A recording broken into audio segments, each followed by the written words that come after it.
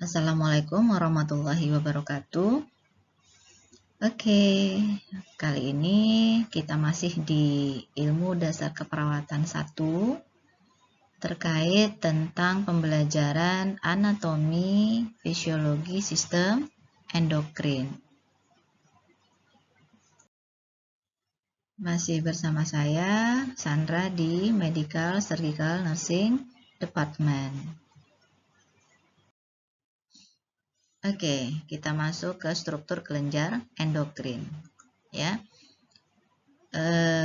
sistem endokrin itu terdiri dari kelenjar-kelenjar endokrin.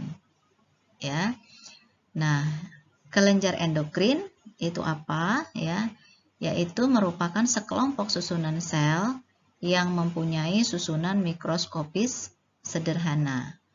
Jadi sekelompok ini terdiri dari deretan sel-sel, ya, lempengan atau gumpalan sel yang didukung oleh jaringan ikat halus yang mengandung pembuluh kapiler. Ya, nah kelenjar endokrin ini mensekresi substansi kimia yang langsung ya dikeluarkan ke dalam pembuluh darah, yang disebut dengan apa? Hormon. Ya. Jadi sistem endokrin ini fungsi utamanya adalah menghasilkan dan melepaskan hormon-hormon secara langsung ke dalam aliran darah gitu ya. Jadi hampir 50 hormon itu merupakan produk sel dari sistem endokrin gitu ya. Jadi kalau nanti kita bahas ke slide berikutnya itu tentang hormon semuanya gitu ya. Jadi apa itu hormon ya? Nah, di kelompok ya kalian sudah membahas tentang masing-masing organ yang mengeluarkan hormon gitu ya. Jadi hormon itu apa? Hormon itu merupakan pengantar atau transmitter kimiawi yang dilepas dari sel-sel khusus ke dalam aliran darah gitu. Selanjutnya hormon ini dikemanakan ya? Selanjutnya hormon ini akan dibawa ke sel target yang disebut dengan responsive cell, yaitu tempat terjadinya hormon itu berefek ya atau bertindak sebagai pembawa pesan ya. Melalui apa? Melalui aliran darah tadi ke berbagai sel dan menerjemahkan pesan itu sebagai efeknya, sebagai tindakannya gitu. Ya. Jadi sifatnya itu secara spesifik pada organ atau bagian tubuh tertentu atau pada aktivitas tertentu gitu ya. Jadi hormon ini dihasilkan itu sebenarnya sangat sedikit ya, tapi punya pengaruh besar terhadap aktivitas tertentu di dalam tubuh kita. Sebagai senyawa kimia, hormon ini tidak dihasilkan setiap waktu. Ya, jadi hormon ini diproduksi hanya apabila dibutuhkan saja. Gitu, ya. Kemudian, ya, kita bahas tentang bahan penyusun hormon, ya. Utamanya, ya, penyusun hormon ini berasal dari protein, dari peptida, rangkaian asam amino, kemudian lemak, ya. Kemudian juga kolesterol, steroid gitu ya. Kemudian ada juga bahan tambahan seperti karbohidrat dan asam sialat. Jadi asam sialat ini atau sialic acid itu merupakan karbohidrat bagian dari gangliosid, ya, lemak utama otak dan mielin. Itu asam sialat, ya. Jadi zat ini merupakan komponen penting di dalam ASI sebenarnya ada, ya, sehingga kalau bayi yang konsumsi ASI sejak lahir hingga 2 tahun itu akan mendapatkan manfaat ini gitu, ya. Oke, kemudian kita bahas tentang struktur dasar hormon secara kimiawi itu apa saja, ya. Tadi sudah saya jelaskan tentang ada bahan penyusun hormon yang utama dan tambahan. Nah, ini kalau secara kimiawi strukturnya itu hormon terdiri dari derivat asam amino, ya. Jadi derivat asam amino ini dikeluarkan oleh sel kelenjar buntu yang berasal dari jaringan nervus medula suprarenal dan neurohipofisis seperti epinefrin dan norepinefrin. Jadi kalau epinefrin dan norepinefrin itu dikeluarkan oleh sel kelenjar buntu yang berasal dari jaringan nervus, itu yang berasal dari derivat asam amino gitu. Ya. Kemudian yang kedua, bahan utama yang kedua, peptid atau derivat peptida, itu dibuat oleh kelenjar buntu yang berasal dari jaringan alat pencernaan. Ya. Kemudian steroid, bahan utama lagi steroid. Jadi ini berasal dari mesotelium seperti hormon testis, ovarium, misalnya itu Misalnya hormon-hormon yang dihasilkan itu adalah hormon testis, ovarium, dan korteks suprarenal. Itu bahan utamanya steroid. Kemudian asam lemak seperti hormon prostaglandin. Gitu, Kemudian kita akan membahas tentang klasifikasi hormon. Klasifikasi hormon ini ada hormon yang larut dalam air, Kemudian ada hormon yang larut dalam lemak. Nah, kalau hormon yang larut dalam air itu termasuk polipeptida. Misalnya apa? Hormon insulin, glukagon, hormon adrenokortikotropik, kemudian gastrin, dan katekolamin. Nah, kemudian kalau yang larut dalam lemak itu termasuk steroid. Steroid itu hormonnya estrogen, progesteron, testosteron, glukokortikoid, dan aldosteron. Kemudian yang larut dalam lemak lagi selain steroid adalah tironin, contohnya hormon tiroksin. Kemudian klasifikasi hormon yang lain itu ada hormon perkembangan, ada hormon metabolisme, ada hormon tropik, dan ada hormon pengatur metabolisme air dan mineral. Jadi kalau hormon perkembangan itu hormon yang memegang peranan di dalam perkembangan dan pertumbuhan. Jadi hormon ini dihasilkan oleh kelenjar gonad. Kemudian kalau hormon metabolisme ini merupakan hormon yang secara fungsi itu merupakan proses homeostasis glukosa dalam tubuh. Itu diatur oleh bermacam-macam hormon. Contohnya apa? Glukokortikoid, glukagon, dan katekolamin. Kemudian hormon tropik. Nah, hormon tropik ini dihasilkan oleh struktur khusus dalam pengaturan fungsi endokrin, yaitu kelenjar hipofisis sebagai hormon stimulus pertumbuhan folikel dan proses spermatogenesis, Kemudian hormon pengatur metabolisme air dan mineral.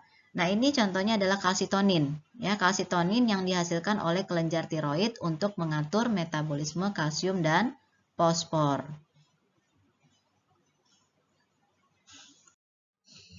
Oke, kemudian di dalam sistem endokrin kita akan membahas bagaimana mekanisme feedback hormon, Nah, kadar hormon di dalam darah itu juga dikontrol oleh umpan balik negatif namanya. Jadi feedback hormon, negatif feedback hormon. Jadi umpan balik negatif.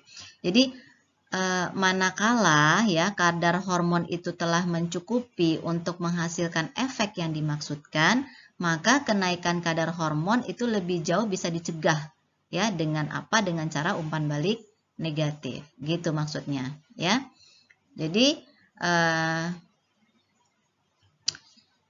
peningkatan kadar hormon itu bisa mengurangi perubahan awal yang memicu dari pelepasan hormon gitu. Jadi misalnya gini,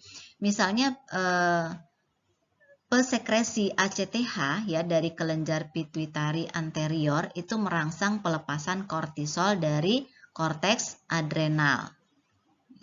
Menyebabkan apa? Menyebabkan penurunan pelepasan ACTH lebih banyak gitu. Jadi negatif feedback atau umpan balik negatif ini mencegah pelepasan hormon secara berlebihan. Itu intinya.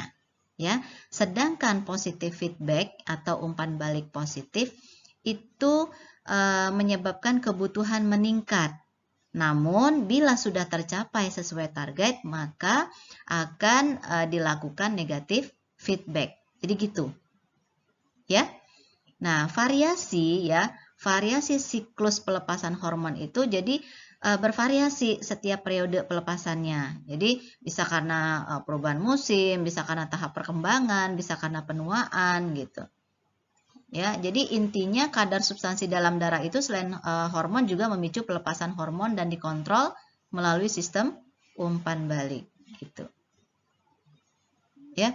Jadi misalnya dipicu oleh apa gitu? Dipicu misalnya oleh kadar glukosa darah. Nah, kalau dipicu karena kadar glukosa darah, maka pulau Langerhans akan mensekresi pelepasan insulin gitu. Kalau sudah tercapai sesuai target, maka akan berlaku negatif feedback gitu ya. Jadi bagaimana hormon-hormon ini tidak dilepaskan secara berlebihan. Itu prinsip dari umpan balik negatif gitu ya. Kemudian ya, ini adalah sistem pembersihan hormon ya. Jadi hormon ini dengan bantuan enzim itu bisa dihancurkan secara metabolik oleh jaringan ya. Kemudian juga bisa pengikatan hormon pada jaringan atau bisa diekskresikan oleh hati ya, kemana? Ke dalam empedu ya, seperti contohnya hormon steroid ya. Kemudian bisa juga terikat dengan protein plasma ya. Ini long time life period ya, jadi lama. Kemudian ada juga yang short time life period, itu yang larut dalam air. Jadi klasifikasi hormon yang larut dalam air tadi yang saya bahas ya. Nah, itu bisa diekskresikan oleh ginjal melalui urin. Contohnya hormon peptid dan katekolamin. Ya. Nah, ini ya akan kita bahas bagaimana ketika hormon mencapai sel target ya, hormon ini akan memengaruhi cara sel berfungsinya ya. Jadi dengan satu atau dua metode. Nah, yang pertama bisa melalui penggunaan mediator intraselular ya. Kedua dengan mengaktifkan gen-gen yang ada di dalam sel.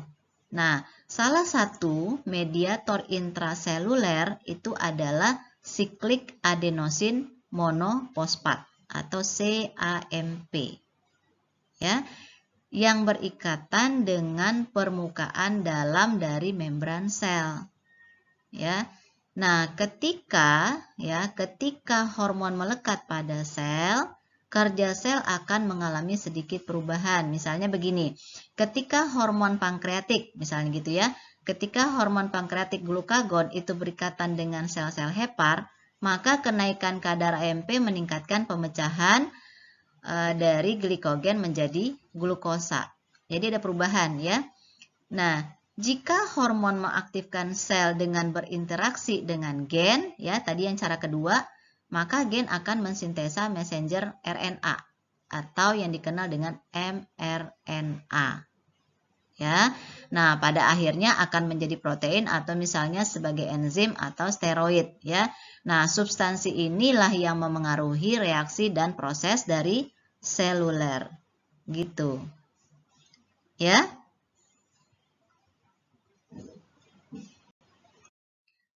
Oke, kemudian kita lihat gambar ya. Kalian semua bisa lihat gambar yang saya tampilkan ini adalah secara prinsip kelenjar endokrin dengan jaringan yang ada di dalam tubuh. Jadi nama-nama kelenjar endokrin beserta lokasinya ya. Contoh bisa kita lihat di sini.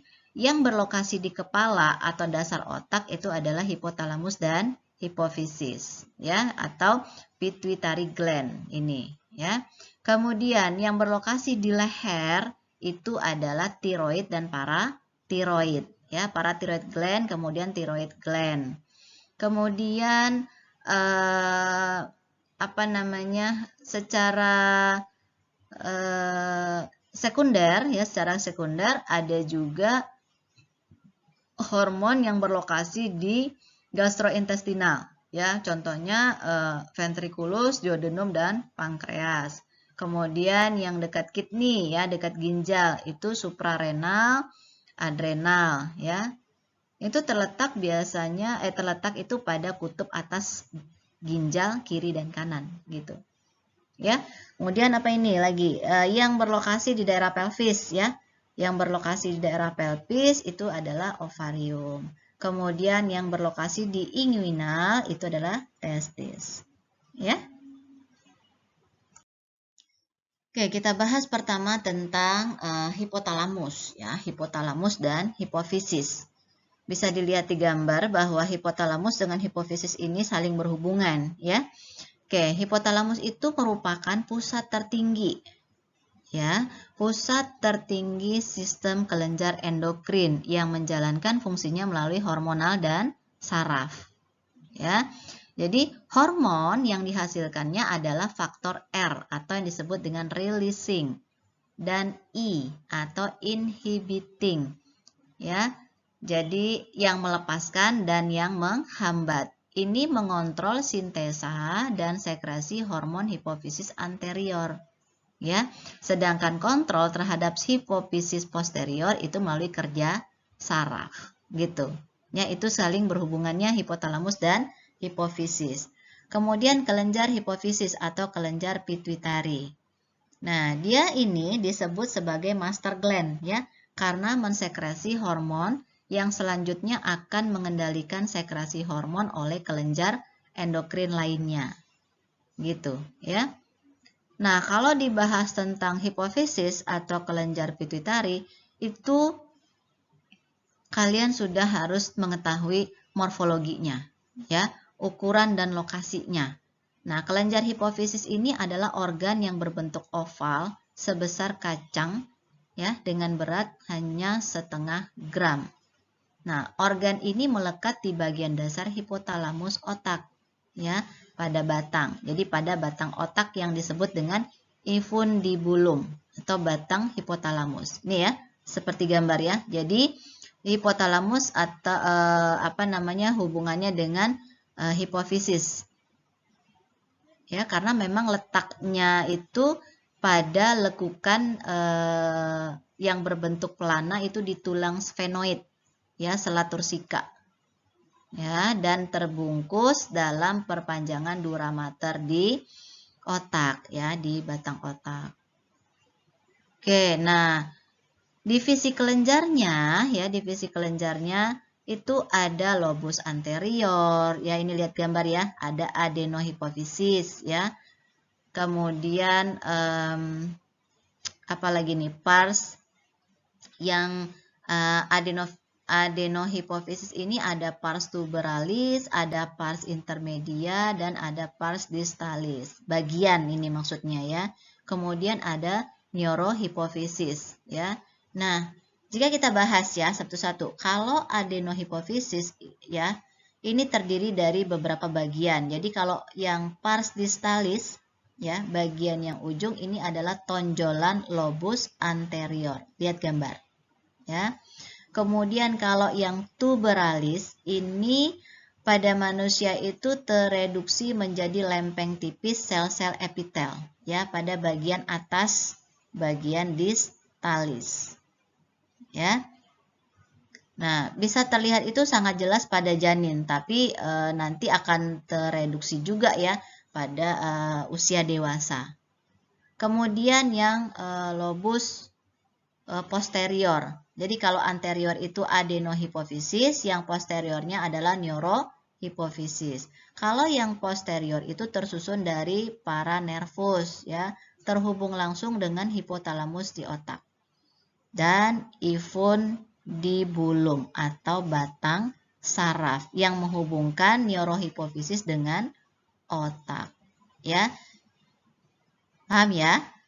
Coba lihat gambar. Jadi anterior dengan posterior. Kalau anterior itu adenohipofisis, kalau posterior itu neurohipofisis. Kalau adenohipofisis itu ada bagian ujung, atas, dan tengah. Kemudian kalau neurohipofisis itu ada yang terhubung atau tersusun dengan batang saraf dan ada juga yang langsung dengan hipotalamus otak. Ya. Baik, kita akan bahas satu-satu ya. Ini yang lobus anterior atau adenohipofisis. Jadi terdiri dari hormon somatotropik atau growth hormone atau juga GH ya singkatannya. itu fungsinya merangsang pertumbuhan jaringan tubuh dan tulang. Ya, kemudian merangsang sintesa protein. Kemudian dihasilkan lagi TSH atau hormon tirotropik. Ya, jadi TSH ini merangsang kelenjar tiroid, menambah metabolisme lemak, ya, menstimulus. Kemudian ada GTH, LH, FSH, ya. Ini mempengaruhi pertumbuhan maturitas dari fungsi organ seks sekunder dan primer. Ya. Kemudian apalagi LTH, ya, atau prolaktin. Ini merangsang pertumbuhan jaringan payudara dan laktasi. Ya. Kemudian hormon yang dihasilkannya lagi adalah hormon kortikotropik atau ACTH. Ya, di mana ACTH ini merangsang pembentukan dari steroid dan korteks adrenal. Gitu. Ya. Nah, ini lobus bagian tengah, ya. Terletak di antara lobus posterior dan anterior. Ya, ini masih yang lobus anteriornya adenohipofisis, ya, yang kita bahas. Oke, kan tadi ada pars yang di atas, pars di bawah, bagian di bawah, kemudian bagian di tengah. Ini bagian tengahnya.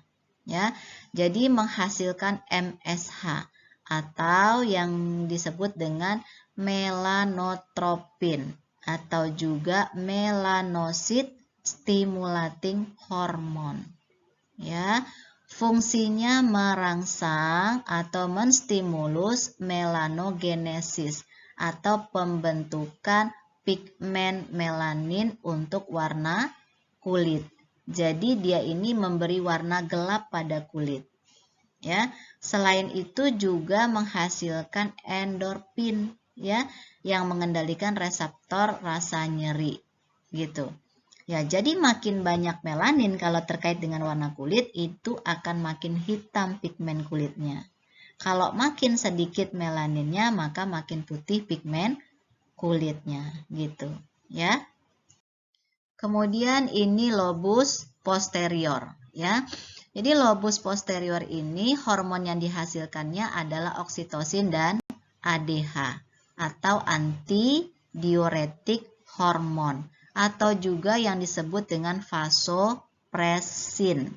Ya, lobus posterior yang tadi bisa dilihat di gambar itu terdiri dari jaringan saraf, sehingga disebut dengan neurohipofisis.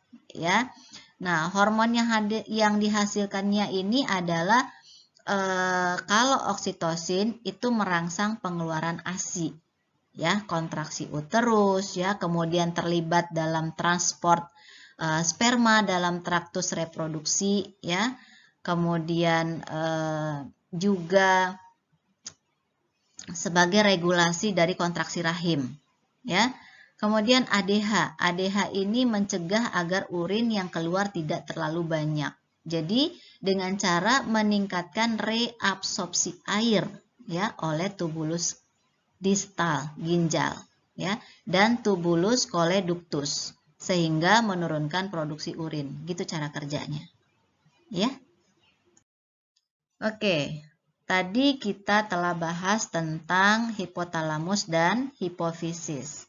Sekarang kita bahas lagi tentang pineal, ya, kelenjar pineal, yaitu epifisis dari cerebri. Jadi terletak di atas kelenjar hipofisis. Ya. Jadi kelenjar pineal ini terbentuk dari jaringan saraf dan terletak di langit-langit ventrikel ketiga otak. Ya. Jadi kelenjar ini terdiri dari pinealosit, ya, dan sel neuroglia, ya, neuroglia maksud saya, ya. Jadi dia ini terdiri dari pineaglosit dan sel neuroglia, ya. Jadi kalau nanti seiring pertambahan usia pada manusia, ya, kelenjar ini bisa mengakumulasi cadangan kalsium yang disebut dengan brain sand atau acervulus, ya. Nah, kemudian kelenjar pineal ini menghasilkan hormon melatonin. ya, di mana memiliki beberapa efek dan telah dibuktikan pada binatang percobaan, ya. Melatonin ini memengaruhi fungsi endokrin kelenjar tiroid, korteks adrenal, dan gonad, ya, serta memengaruhi perilaku perkawinan dari binatang percobaan ini, gitu. Ya, jadi itu fungsi melatonin kalau pada binatang percobaan. Nah, kalau pada manusia, ya, di pada manusia itu dia memiliki efek inhibisi. Jadi efek hambatan terhadap pelepasan gonadotropin dan menghambat produksi melanin oleh melanosit di kulit, gitu. Ya, jadi dia itu mengatur sekresi yang dilakukan oleh korpus luteum. Ya, kemudian juga mengaktifkan sel melanosit yang menghasilkan melatonin untuk warna kulit. Ya. Nah, pengendaliannya, ya, pengendalian produksi melatonin ini bisa dari intensitas dan durasi cahaya lingkungan misalnya, yang mencapai kelenjar melalui misalnya jalur penglihatan, ya, nanti juga mempengaruhi pelepasan dari melatonin, ya. Jadi produksi melatonin terendah itu terjadi biasa itu di siang hari. Jadi seperti yang saya sampaikan pada slide sebelumnya bahwa hormon ini sangat dipengaruhi oleh itu, ya, dari pertambahan usia, kemudian dari misalnya suhu, ya, lingkungan. Nah, ini juga begitu. Jadi produksi melatonin itu terendah terjadi di siang hari, ya, dan terbesar itu pada malam hari. Ya, jadi siklus alami produksi melatonin itu bisa jadi karena berikatan atau berkaitan dengan irama beberapa proses dari fisiologis harian. Gitu, ya. Jadi memang yang terbesar pada malam hari, yang terendah pada siang hari, ya. Selanjutnya kita bahas tentang kelenjar tiroid, ya. Seperti tampak depan kalian bisa lihat bahwa kelenjar tiroid ini terletak di bagian depan leher atau di samping kanan kiri dari trakea, ya. Terletak di bawah laring pada kedua sisi dan di sebelah anterior trakea. Gitu. Ya, itu anatominya. Beratnya itu sekitar 15 sampai 20 gram. Ya. Sekresinya dua hormon utama sebenarnya, yaitu T3 dan T4. Kemudian ada hormon tambahan yaitu kalsitonin. Ya, nah T3 itu dikenal dengan triiodotironin, ya. Kemudian kalau T4 itu yang dikenal dengan tetraiodotyrosine, ya. Nah, kelenjar tiroid ini menghasilkan hormon tiroid yang mengendalikan kecepatan metabolisme tubuh. Ya, dengan kata lain, efek fisiologisnya itu adalah meningkatkan laju metabolisme sel tubuh, ya. Jadi dia merangsang hampir setiap jaringan tubuh itu untuk menghasilkan protein. Kemudian dia meningkatkan jumlah oksigen yang digunakan oleh sel. Kemudian ada lagi di beberapa literatur bisa nanti kalian diskusikan terkait dengan efek fisiologis dari kelenjar tiroid adalah menurunkan kadar kalsium darah, ya. Nah, secara kerja jika sel-sel itu bekerja lebih keras, ya, maka organ tubuh akan bekerja lebih cepat. Itu kerja tiroid, gitu ya. Jadi untuk menghasilkan hormon tiroid, maka kelenjar tiroid itu memerlukan iodium, ya, yaitu elemen yang terdapat di dalam makanan dan air. Nah, iodium itu nanti diserap oleh usus halus bagian atas dan lambung, dan kira-kira sepertiga hingga setengahnya itu ditangkap nanti oleh kelenjar tiroid. Jadi gitu ya cara kerjanya. Dia ngambilnya dari mana gitu ya. Nah, kemudian sisanya dari mana? Sisanya itu dikeluarkan lewat air kemih, ya. Jadi secara anatomi dan fisiologi, hormon tiroid itu dibentuk melalui penyatuan satu atau dua molekul dari iodium, ya. Nanti akan diteruskan ke sebuah glikoprotein besar yang disebut dengan tiroglobin yang dibuat, ya, di kelenjar tiroid. Ya. Nah, kompleksnya nanti ya yang dibuat di kelenjar tiroid dan mengandung nanti asam aminotirosin itu akan mengandung iodium disebut dengan iodotirosin. Ya, itu cara kerjanya. Nah, reseptornya apa saja? Ada apa namanya alpha 1, beta 1, beta 2 ya. Jadi ini masing-masing akan bekerja secara apa namanya?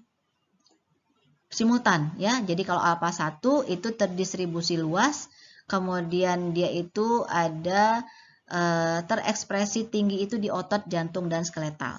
Kalau beta 1 itu di otak, hepar dan ginjal. Kalau beta 2 itu pada hipotalamus dan hipofisis gitu ya. Nah, ini penjelasan tadi yang hormon tiroid yang sudah saya jelaskan ya, bahwa 2 iodotirosin nanti akan menyatu kemudian membentuk 2 jenis hormon utama di dalam darah, yaitu T3 dan T4 ya. Nah, nanti berbeda tuh dalam jumlah total molekul iodium yang terkandungnya. Masing-masing tuh beda. Kalau 3 itu untuk T3, kalau 4 itu untuk T4. Jadi, sebagian besar atau 90% hormon tiroid itu dilepaskan ke dalam darah adalah T4. Ya, sebenarnya itu T4. Nah, tapi T3 nanti secara fisiologis itu lebih bermakna. Jadi kalau dilihat tuh misalnya ada pemeriksaan labor itu T3, T4, biasanya yang sering dilihat itu adalah T3. Tapi kalau yang dilepaskan terbanyak itu sebenarnya adalah T4. Ya.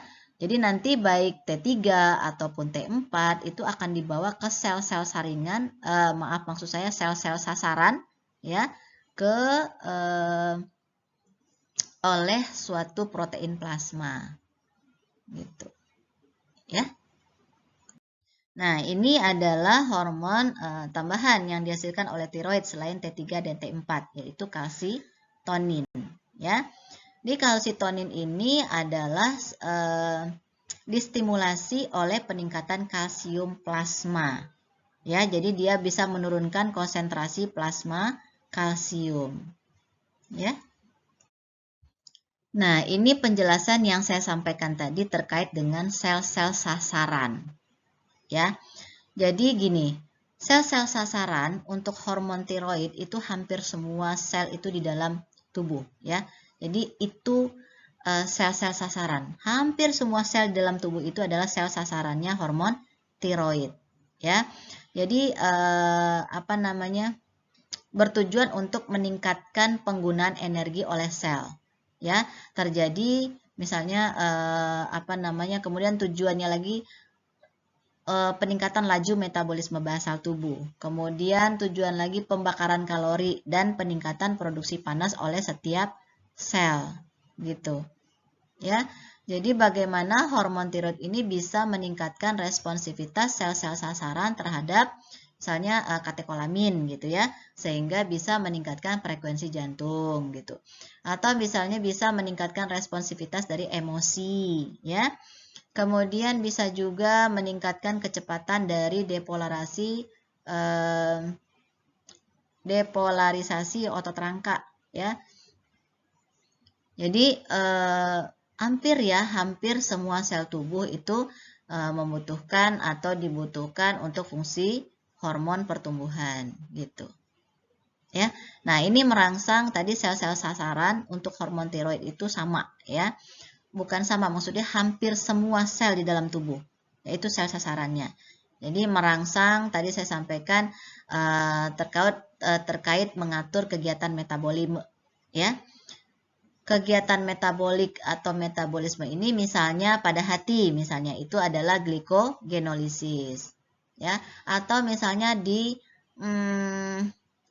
tulang dan otot, ya, itu katabolisme protein dan lemak, gitu ya. Kemudian apa lagi contohnya ya?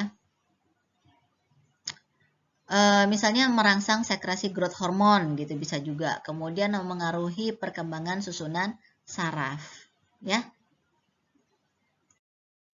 Ini adalah pengaturan faal dari tiroid, ya, pengaturan fungsinya.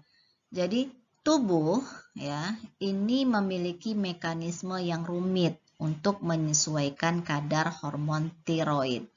Jadi tadi sudah disampaikan bahwa terkait dengan hipotalamus ya. Hipotalamus itu kan dia menghasilkan atau mensekresi hormon R dengan hormon I ya. Coba ingat lagi tadi saya sampaikan di slide awal ya. Nah, hipotalamus itu menghasilkan yang faktor R, contohnya adalah terkait dengan tiroid ini, yaitu tirotropin releasing hormone yang menyebabkan kelenjar hipofisa mengeluarkan TSH. Ya, itu kaitannya. Ya. Kemudian TSH itu akan merangsang kelenjar tiroid untuk menghasilkan hormon tiroid. Ya, menghasilkan hormon tiroid dalam darah untuk mencapai kadar tertentu. Ya. Jadi TSH ini akan merangsang kelenjar tiroid menghasilkan hormon tiroid dalam darah mencapai kadar tertentu. Maka kelenjar hipofisis menghasilkan TSH dalam jumlah yang lebih sedikit, gitu. Jadi kalau kadar hormon tiroid itu dalam darah sudah berkurang, maka kelenjar hipofisis akan mengeluarkan lebih banyak TSH. Paham ya? Jadi bagaimana hubungan relasing, hubungan stimulating dengan hubungan dari inhibiting. Beda, ya. Ini yang disebut dengan umpan balik dari sekresi hormon. Gitu, ya. Oke, kemudian kita akan bahas lagi tentang hormon PTH atau paratiroid. Ya, tadi tiroid, sekarang paratiroid. Nah, hormon paratiroid ya ini menempel pada bagian anterior dan posterior kedua lobus dari kelenjar tiroid. Ya, menghasilkan hormon paratiroksin. Ya. Jadi kerjanya itu adalah penurunan kalsium darah itu meningkatkan PTH. Ya, untuk mengambil kalsium dari tulang atau osteoklas. Nah, sehingga kalsium darah menjadi naik. Gitu. Ya. Kemudian bisa meningkatkan pembentukan vitamin D secara aktif itu pada ginjal sehingga meningkatkan penyerapan kalsium dan fosfat. Ya. Jadi secara keseluruhan ya fungsi hormon paratiroid itu selain dari mengontrol kadar kalsium pada plasma ya juga bisa meningkatkan reabsorpsi tulang sehingga serum kalsium di dalam plasma itu jadi meningkat ya. Kemudian organ target dari paratiroid itu adalah tulang, ginjal, dan usus halus. Itu diingat ya, itu organ targetnya. Kemudian secara morfologi. Jadi dia sebenarnya kalau kalian nanti lihat di anatomi ya, pada praktikum nanti ya, itu kelenjar paratiroid itu adalah 4 organ kecil ya. Jadi masing-masing itu nanti berukuran sebesar biji apel. Ya. Nah, paratiroid ini terletak pada permukaan posterior kelenjar tiroid dan dipisahkan dari kelenjar tiroid oleh kapsul jaringan kuat. Ya, nanti di praktikum akan dijelaskan dari sisi histologisnya bagaimana, ya. Ada 2 jenis sel itu nanti pada kelenjar paratiroid, ya. Jadi ada sel utama ya yang mensekresi hormon paratiroid dan sel oksifilik ya. Yang merupakan tahap perkembangan dari sel Sif. Itu secara histologi. Nah, efek fisiologis dari hormon paratiroid itu, dia bisa mengendalikan keseimbangan kalsium dan fosfat dalam tubuh. Ya, melalui apa? Tadi ini ada saya tulis bahwa peningkatan pembentukan vitamin D aktif atau melalui peningkatan kadar kalsium darah dan penurunan kadar fosfat darah. Gitu. Ya. Jadi kalian harus memahami ya bahwa ion kalsium ini sangat penting untuk pembentukan tulang dan gigi ya. Juga penting pada hubungannya dengan koagulasi darah. Kemudian kontraksi otot. Kemudian apalagi ya? Permeabilitas membran sel ya dan kemampuan eksitabilitas dari neuromuskular yang normal gitu. Nah, kemudian kalau ion fosfat apa? Kalau ion fosfat itu penting untuk metabolisme seluler. Ya, nanti baca di banyak literatur terkait dengan apa fungsi dari ion kalsium dan ion fosfat. Kalau ion fosfat ini bisa untuk metabolisme seluler, kemudian sistem buffer ya, asam basa tubuh ya. Kemudian juga sebagai komponen dari nukleotida dan membran sel.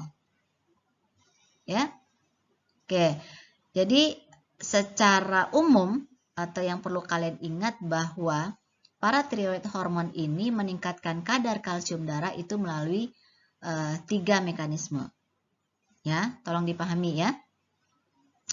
Jadi yang pertama itu melalui aktivitas osteoklas, ini ya, sel penghancur tulang. Jadi kemudian yang kedua meningkatkan absorpsi kalsium intestinal maksud saya ya. Kemudian bisa menstimulasi reabsorpsi kalsium dari tubulus ginjal gitu. Jadi dia itu bisa meningkatkan kadar kalsium itu bisa melalui dari osteoklas ya. Kemudian bisa dari absorpsi kalsium intestinal yang mengaktifasi, atau bisa juga dari reabsorpsi kalsium dari tubulus ginjal. Ya. Kemudian apa lagi ya? Nah, terkait pengendalian sekresi. Nah, pengendalian sekresi dari hormon ini adalah terjadi melalui sistem pengendalian umpan balik ya, dengan konsentrasi ion kalsium dalam darah. Ya, seperti ini tadi saya sampaikan bahwa jika ya penurunan kadar kalsium darah terjadi, itu menyebabkan peningkatan sekresi dari paratiroid ya, dari PTH, paratiroid hormon. Nah, kalau kadar kalsium darah meningkat itu terjadi ya, jadi kalau turun akan terjadi paratiroid hormonnya meningkat, kalsium darahnya. Ya. Paham ya? Jadi kalau kadar kalsium darah itu turun, maka akan meningkatkan hormon paratiroid. Kalau kadar kalsium darah meningkat, maka sekresi paratiroid hormonnya menurun. Gitu. Ya.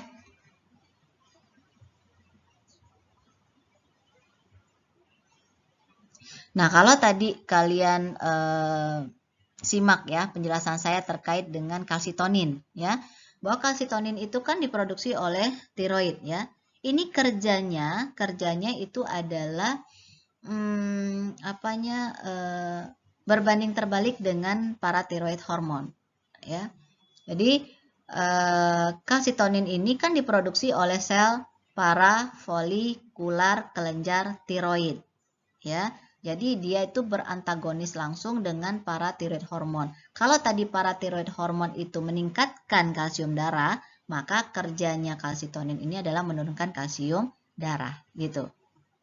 Ya, jadi dia selalu berbanding terbalik dengan paratiroid hormon kerjanya. Oke, kemudian kita bahas pankreas, ya. Pankreas ini secara anatomi ya itu terletak pada kuadran kiri atas di antara kurvatura duodenum dan limfa. Ya, panjangnya itu sekitar 15 cm. Ya. Nah, secara fisiologi fungsi endokrin ya terkait dengan pankreas ini dia menghasilkan hormon. Kalau dia fungsi eksokrinnya itu sekresi enzim atau acini ya dan pulau Langerhans gitu. Ya. Nah, kalau kalian baca nanti di anatomi ya terkait dengan pankreas. Ini ada yang dikenal dengan gelembung pankreas ya. Gelembung pankreas ini terdiri atas glandular acini. Ya, jadi dia ini maksud saya? Glandular acini ini mensekresi getah pencernaan ke dalam usus. Ya. Jadi di antara asini ini akan tersebar sekelompok kecil sel yang dikenal dengan pulau Langerhans. Gitu. Ya, nanti kalian lihat peta di anatomi banyak seperti itu ya. Yang saya jelaskan ini tolong disimak dulu ya. Nah, pankreas ya terletak itu kan dalam rongga abdomen bagian atas. Nah, memiliki ada fungsi eksokrin, ada fungsi endokrin gitu. Ya, kalau fungsi eksokrin itu enzim-enzim di sistem pencernaan, kalau yang endokrin itu terkait dengan hormon gitu ya.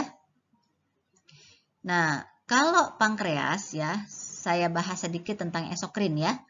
Kalau yang eksokrin pankreas itu dikumpulkan dalam ductus pankreatikus ya, nanti akan bersatu dengan ductus choleductus yang memasuki duodenum pada ampula Vater ya.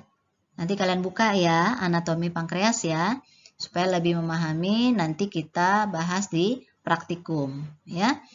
Nah, hasilnya ya, hasil sekresi dari pankreas ini yang eksokrin itu berupa enzim digestif ya, yang kaya protein dan elektrolit. Ya, jadi dia ini mencakup amilase ya, amilase yang membantu pencernaan, kemudian juga tripsin ya, itu pankreas ya. Bagian eksokrinnya itu membantu pencernaan protein. Kemudian ada lagi lipase. Ya, lipase ini membantu pencernaan lemak ya. Nah, terkait dengan sistem endokrin ya, saya bahas tadi sedikit dengan eksokrin supaya kalian bisa memahami bahwa memang pankreas ini punya dua badan ya, punya dua bagian. Nah, kemudian kalau yang endokrin, yang khusus untuk yang kita bahas sekarang ini adalah tersusun dari sel-sel sekrotik ya, dalam sekelompok kecil. Paham ya? Jadi meskipun tidak terdapat saluran ya atau duktus, jadi kelenjar endokrin ini memiliki suplai darah yang kaya sehingga zat-zat yang diproduksinya itu bisa langsung masuk aliran darah dengan cepat. Ya, jadi meskipun dia nggak punya saluran, tapi karena dia punya suplai darah yang banyak, ya, sehingga zat-zat yang diproduksinya itu bisa langsung masuk aliran darah dengan cepat. Ya, hormon yang diproduksinya itu ada dari sel beta, ada sel alfa, ya, delta, kemudian masing-masingnya punya nama. Kalau hormon yang diproduksi oleh sel beta itu disebut dengan insulin. Kalau sel alfa itu dia mensekresi glukagon. Kalau delta itu mensekresi somatostatin. Ya, paham ya? Oke. Nah, tadi sudah saya jelaskan bahwa jaringan utama pankreas itu terdiri atas asini. Ya, kalian lihat nanti di peta praktikum ya. Asini itu fungsinya adalah untuk mensekresi getah pencernaan ke dalam duodenum. Ya. Nah, kemudian saya juga tadi menjelaskan Pulau Langerhans ya. Nah, Pulau Langerhans tadi itu yang tadi yang saya sampaikan bahwa dia akan terdiri dari beberapa sel. Ada alfa, beta, delta. Ya, ada sel alfa atau sel A, sel beta atau sel B, sel C dan sel D atau sel delta. Ya. Itu dari Pulau Langerhans. Nah, oke. Saya bahas singkat saja ya karena ini terkait dengan anatomi dari sistem endokrin yang akan kalian kupas habis nanti di kelompok praktikum ya, maka tolong disimak baik-baik terkait dengan Pulau Langerhans ini ya, bahwa Pulau Langerhans ya terdiri dari sel alfa ini menghasilkan glukagon. Nah, glukagon ini berfungsi untuk meningkatkan kadar glukosa dalam darah. Dengan cara apa? Ya, dengan cara memobilisasi glukosa, asam lemak, dan asam amino dari tempat cadangannya masing-masing ke dalam darah. Ya, itu kerjanya sel alfa dari Pulau Langerhans. Kemudian beta atau B, ini mensekresi insulin. Ya, dengarkan baik-baik ya. Berfungsi untuk menurunkan kadar glukosa darah dengan cara meningkatkan simpanan glukosa hati. Ya, kemana? Ke hati. Jadi tetap di situ, gitu. Kemudian sel D. Sel D ini mensekresi somatostatin ya atau sel delta yang berpengaruh untuk apa? Untuk menekan growth hormone. Bisa juga menghambat saluran cerna ya terkait tentang pengosongan lambung, ya, sekresi asam lambung, kontraksi bladder, ya. Nanti ini juga dibahas di patologi, ya. Masing-masing hormon-hormon ini harus kalian pahami, ya. Kemudian siapa yang mengeluarkan, target organnya apa, dan nanti jika ini bermasalah akan menyebabkan apa, gitu, ya. Kemudian sel delta tadi adalah juga menghambat sekresi glukagon dan insulin. Nah, kemudian ini apa lagi yang ada di gambar, ya? Sel F, ya. Pankreatik polipeptida. Ini mensekresi polipeptida atau gastrin. Gitu. Ya. Baik, kita bahas tentang insulin, ya. Jadi insulin ini adalah metabolisme karbohidrat, ya. Kemudian juga bisa metabolisme lemak dan juga bisa memetabolisme protein dan pertumbuhan. Ya, masing-masing sudah saya jelaskan bahwa kalau metabolisme karbohidrat bisa meningkatkan ambilan, ya. Nanti bisa menyebabkan glukosa darah menjadi turun, ya. Kemudian misalnya kalau metabolisme lemak, ini cara kerjanya ya, bisa kalian lihat ya. Kalau misalnya pemakaian lemak meningkat, maka akan terbentuk atau terjadi proses gluconeogenesis, gitu ya, penyimpanan ya. Kemudian kalau metabolisme protein dan pertumbuhan ya, ini memicu sintesis dan penyimpanan dari protein, ya. Dengan cara mendefisiensi insulin, kemudian pemakaian protein nanti meningkat, nah akan terjadi gluconeogenesis gitu ya. Nah, kemudian bisa juga bersama growth hormone itu pertumbuhan dan sintesis dari protein gitu ya. Kemudian ini penjelasan tentang glukagon dan somatostatin ya, di mana glukagon tadi sudah saya sampaikan di awal, saya sudah jelaskan, ini hanya penjelasannya saja.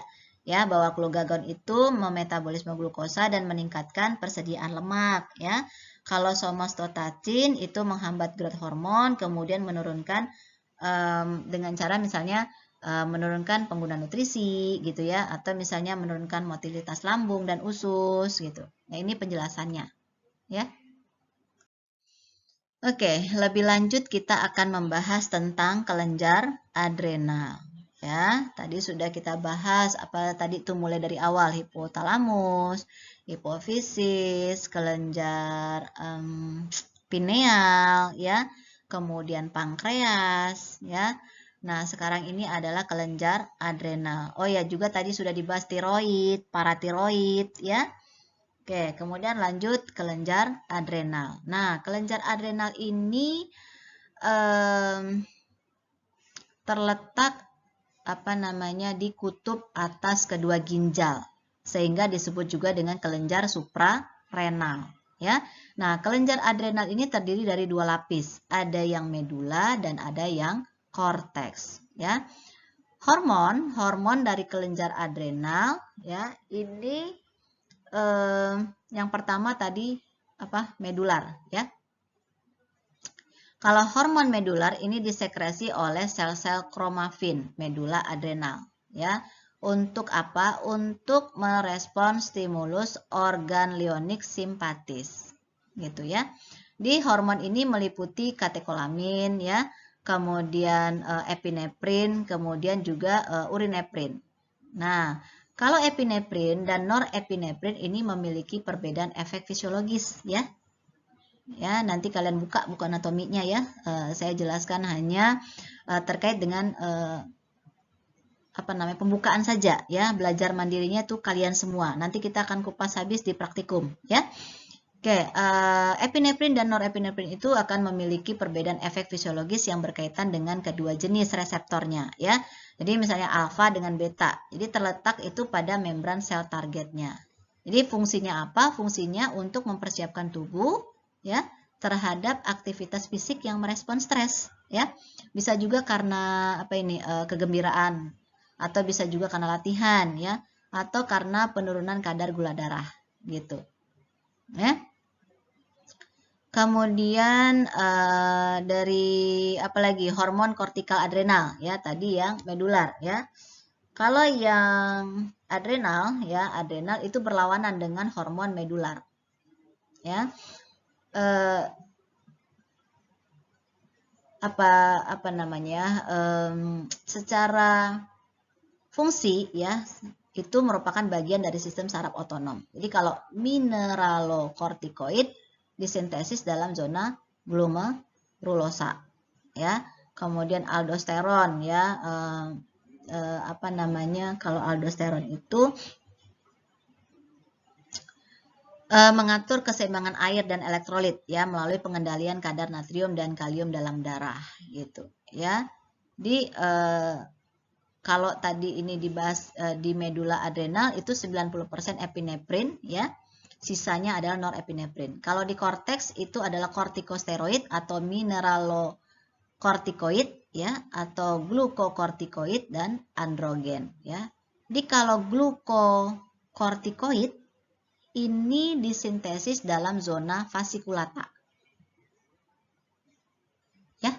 Kalau mineralokortikoid itu disintesis dalam zona glomerulosa. Paham ya? Kemudian hormon glukokortikoid ya, ini meliputi kortikosteron, kortisol, dan kortison. Jadi kalau hormon yang terpenting biasanya adalah kortisol. Efek fisiologisnya itu adalah glukortikoid ya, glukortiroid ini mempengaruhi metabolisme glukosa, protein dan lemak ya, atau sintesis dari glukosa dan sumber karbohidrat. Itu ya. Dan juga peningkatan kadar glukosa darah melalui penguraian lemak serta menghambat ambilan asam amino dan sintesis protein bisa menstabilisasi dari membran liposom ya. Oke, kita lanjut tentang aldosteron ya. Aldosteron ini meningkatkan reabsorpsi dari natrium dan sekresi kalium di tubulus ginjal ya. Kalau aldosteron ini berlebih ya, kemudian akan menyebabkan hipokalemia itu pada jantung. Nah, aldosteron yang berlebihan itu akan meningkatkan sekresi ion hidrogen atau dikenal nanti dengan alkalosis. Jadi nanti kalian akan belajar lebih lanjut tentang buffer ya. Ini saya hanya memaparkan tentang kulit-kulitnya saja yang kalian nanti juga akan bahas di praktikum dan di patologi. Ya.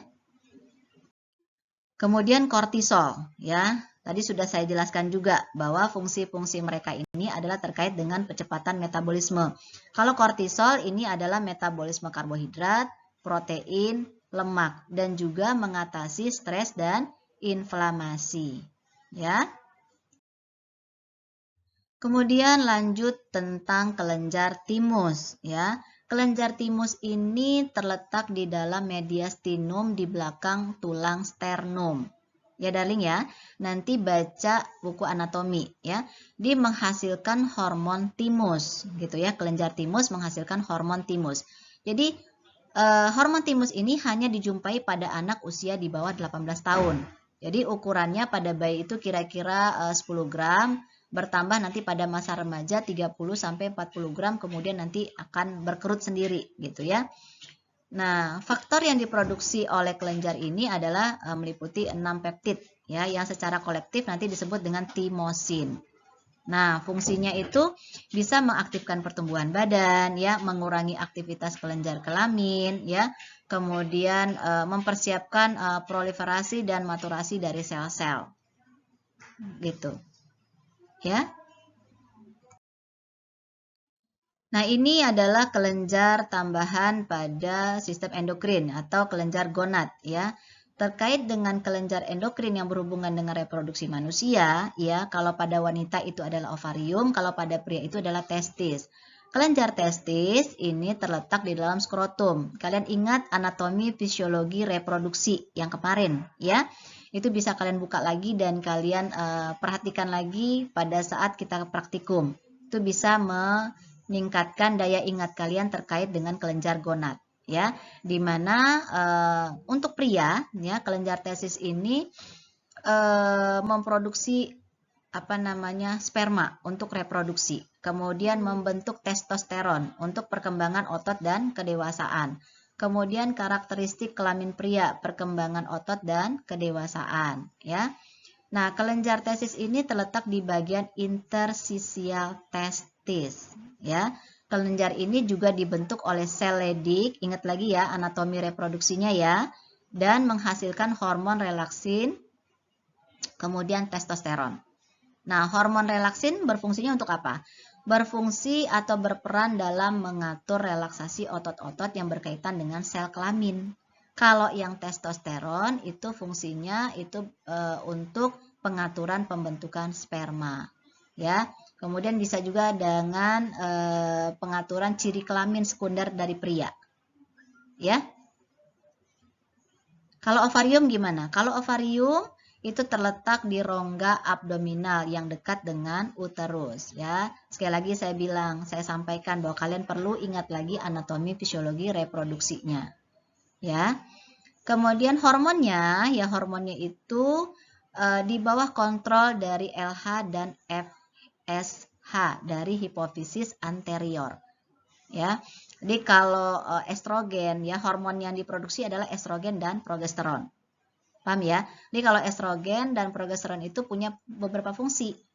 Ya, termasuk nanti di dalamnya itu ada perkembangan seksual, ada persiapan uterus ya untuk implantasi telur, kemudian bisa juga kedewasaan dan koordinasi, ya. Jadi kalau ovarium ada 2 hormon yang dihasilkannya, ya. Jadi ada hormon estrogen dengan hormon progesteron. Itu saya tekankan sekali lagi, ya. Kalau hormon progesteron itu dari corpus luteum, ya. Kalau hormon estrogen itu dari follicle de Graaff, ya. Kalau hormon progesteron itu untuk apa? Untuk pengaturan siklus menstruasi, perkembangan ovum, ya. Tadi sudah saya jelaskan, itu perlu kalian ingat, ya.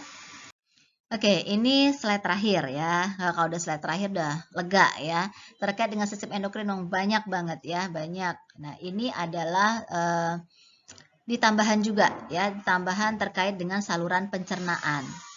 Saluran pencernaan akan dibahas nanti di ilmu dasar keperawatan lanjut ya. Saya nggak tahu di 2 atau di 3 nanti, atau juga mungkin di KMB 1 ya. Karena terkait sekarang ini adalah hormon ya. Kalian perlu memahami bahwa hormon-hormon apa saja yang terkait dengan sistem digestif atau pencernaan, ya.